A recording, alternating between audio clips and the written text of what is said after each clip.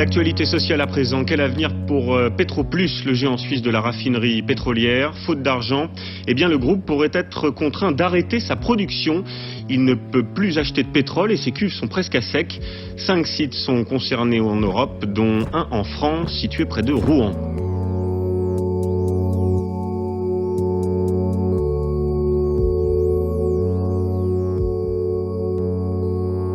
Le dossier Petroplus a été singulier pour 2 raisons. La première, c'est qu'il a eu un retentissement médiatique énorme, tout simplement parce qu'il touchait l'activité du pétrole, une activité qu'on imagine mal pouvoir être défaillante ou en difficulté financière. Et puis singulier d'autre part parce qu'une raffinerie, ça ne s'arrête pas du jour au lendemain sans prendre certaines précautions.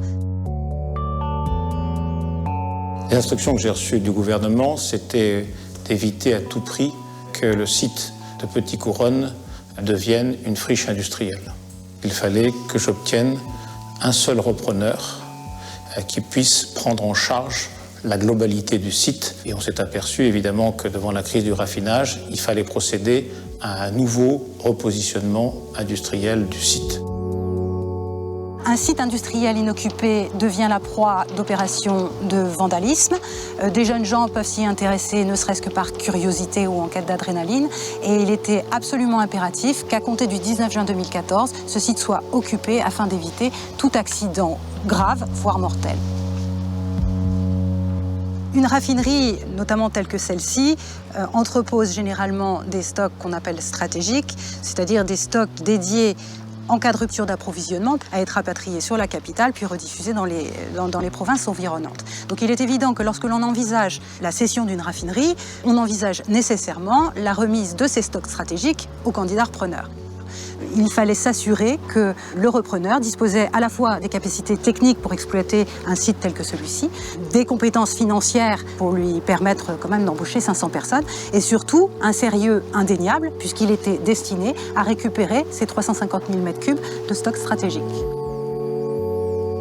Ce site a été ouvert en 1929 et a fermé en avril 2013. Le niveau de pollution effrayait, je dirais, le mandataire liquidateur qui avait en charge de la revente du site et effrayer certainement les pouvoirs publics parce qu'il apparaît très complexe à dépolluer.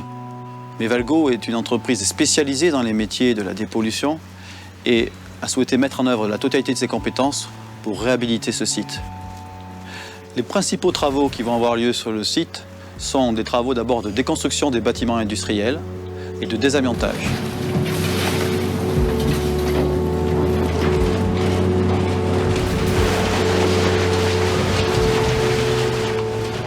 Ensuite va être opérée la dépollution. Et la dépollution va constituer essentiellement au pompage sur la nappe phréatique de carburants, de produits polluants, qui sont donc sous-sol, environ à 7 ou 8 mètres de profondeur. Ces travaux sont prévus durer un maximum de 5 ans. Ensuite, une fois que le site est considéré assaini, la construction de nouveaux bâtiments aura lieu. Et sur l'ancienne raffinerie, notamment, est prévue la construction d'une plateforme logistique. Il était totalement exclu que ce site redevienne une raffinerie. Et lorsque Valgo a fait sa proposition, effectivement, un certain nombre de personnes dont je fais partie ont considéré que ce site allait revivre, mais d'une autre manière. L'idée pour relancer ce site et les nouvelles activités était d'utiliser l'existant. L'existant, ce sont des infrastructures, mais c'est aussi un grand dépôt pétrolier qui va être redéveloppé par le groupe Bolloré. C'est aussi utiliser les métaux, les produits en présence, pour revaloriser des choses. La mission que Valgo me propose est en fait de vendre un certain nombre d'actifs du site, comme par exemple les moteurs électriques, comme certaines machines comme les pompes centrifuges, pour une nouvelle vie en fait quelque part, avant de passer donc à la phase de réindustrialisation.